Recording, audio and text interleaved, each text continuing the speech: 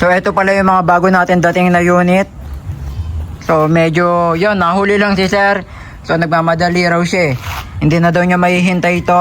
So kadadating lang na ito. So yun yung mga bago natin. M1911 yan, nabuksan na natin yan. Glock 18 natin na double bell ang brand. Semi-auto at full auto. M92, ito ibang M92 to ha. Hindi ito tulad nung mga, yun, yung tulad nung meron ako sa, yan, na double bell. Kulay kalawang to, o yun, medyo, yun, iba nga yung kulay niya. Then, ito, ano ba to? WE natin. To Galaxy. Then, WE na GP1799. So, unbox natin yan maya-maya. Then, meron dito yung Combat Master. Then, yung 1911. Easy ang brand, 1911 ha. So, bago rin to mga sir ha.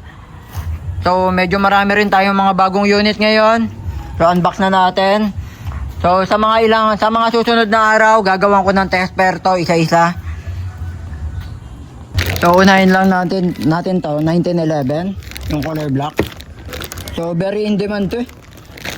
So, bukod sa medyo budget meal siya, yan, solid din talaga to mga sir ha. Mataas ang FPS nito. So, maganda rin to. Maraming bumibili na itong 1911. So, yan. Bukod sa with pre-hard case na, yan ha. So, ginagawa ko na rin ng test pair to. Umaabot ng, ano to. Yan ha.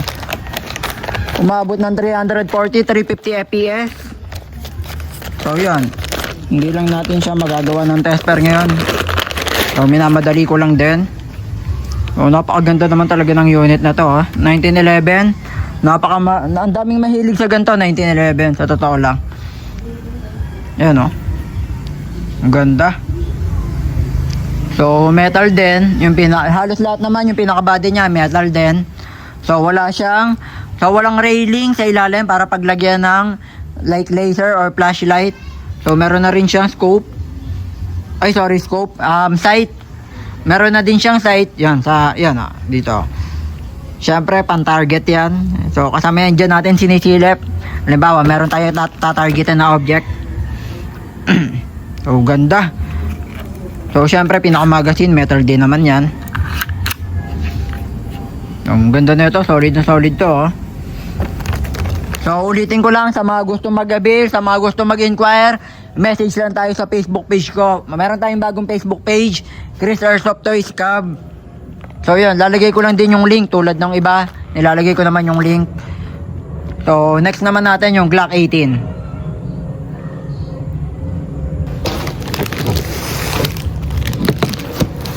So Glock 18 natin. So eto, Glock 18 natin. So bagong dating lang, syempre kitang kita nyo naman.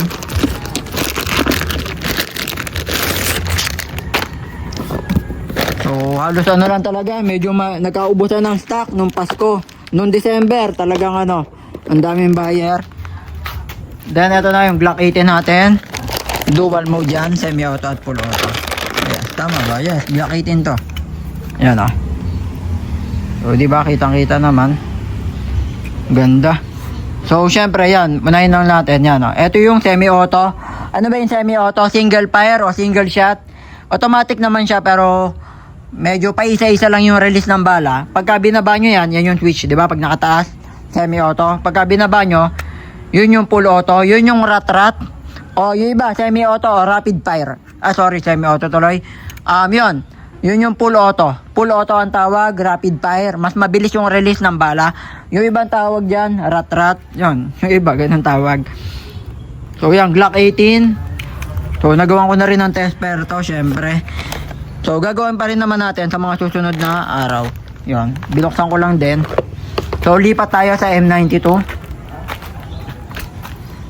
Yun, M92 natin. M92, napaka-solid naman na ito. Ito, bago lang to. Ibang M92 to eh. Pietro. Parang yun yata, M92. Kulay kalawang siya.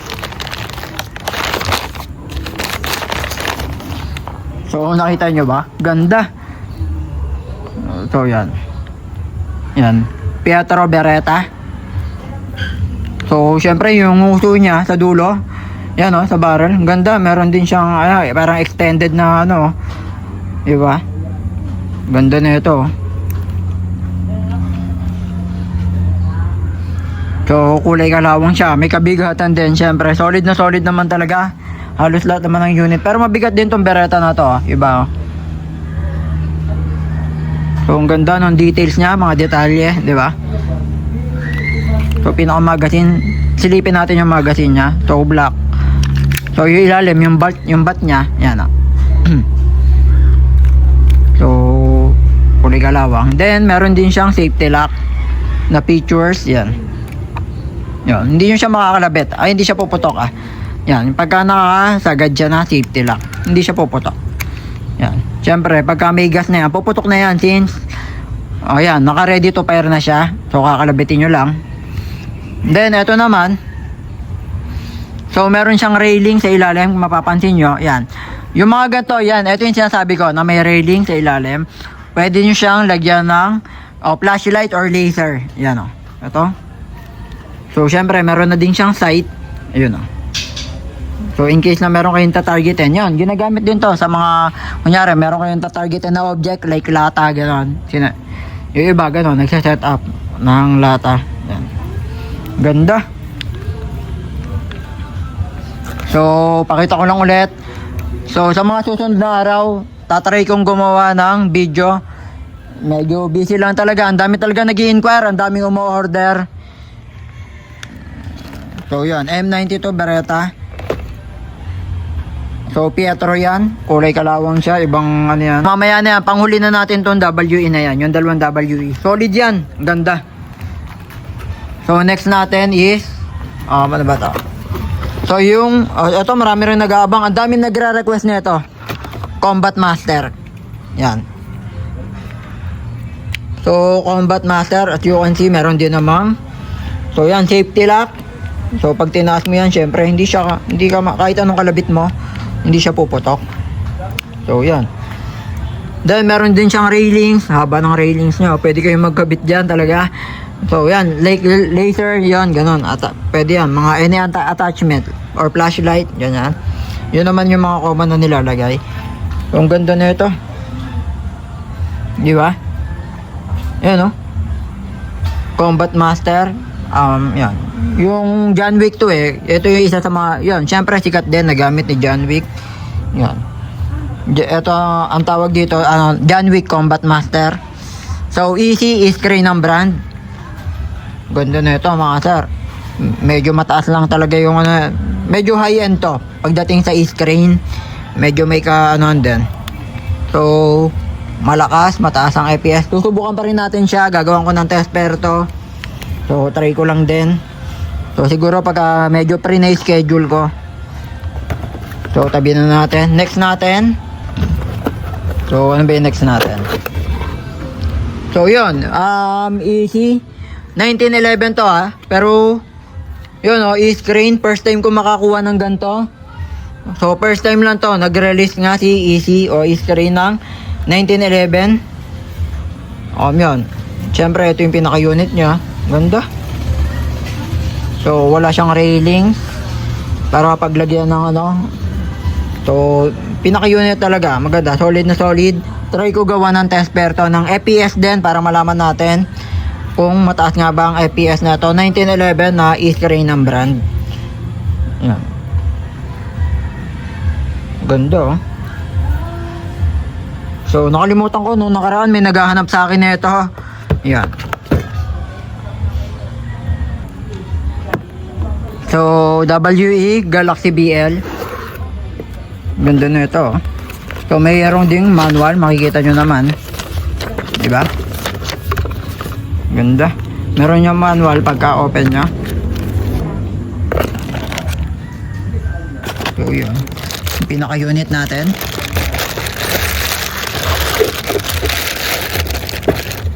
So, may kabigatan din siya.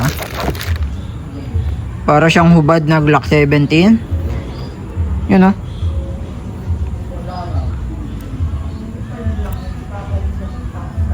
So, ang ganda na ito. So, wala siyang railings para pag-installan. hindi kayo makakapaglagay ng flashlight or laser dito. So, ganda oh.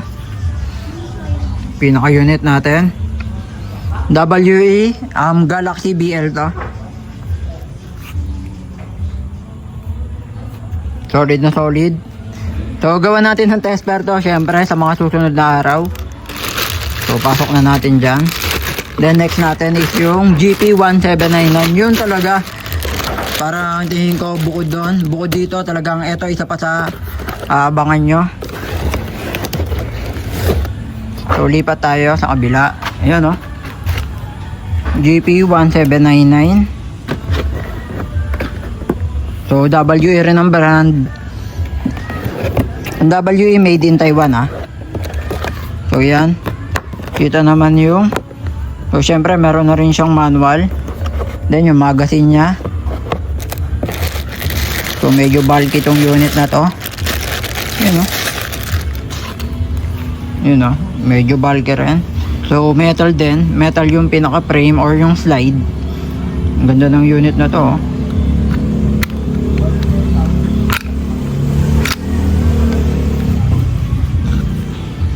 Diba?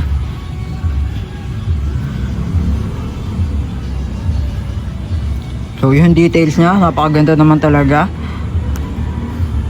So, yun. Silver yung pinaka-slide o yung kasahan. Then, meron na din siyang optic sight. Yan. Ganda. Then, syempre, yung magazine. So, pinakita ko na.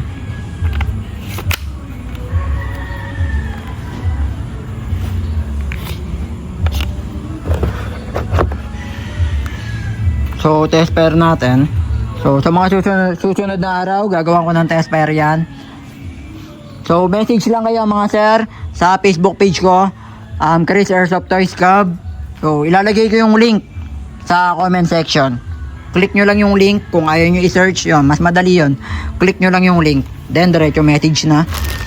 Ganda na ito, oh. Diba? So, marami tayong unit. Marami pa rin naman tayong available na unit. Pinakita ko lang to.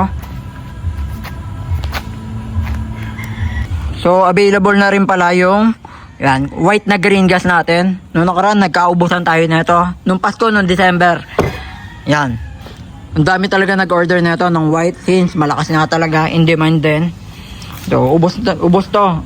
Black na lang yung natira. So, ngayon, meron na ulit tayo. So, marami pa naman tayo niyan.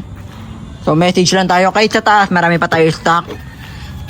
Then, yung black. Meron din tayong black na green gas. Yung mga BBs, pinakita ko naman yung mga available.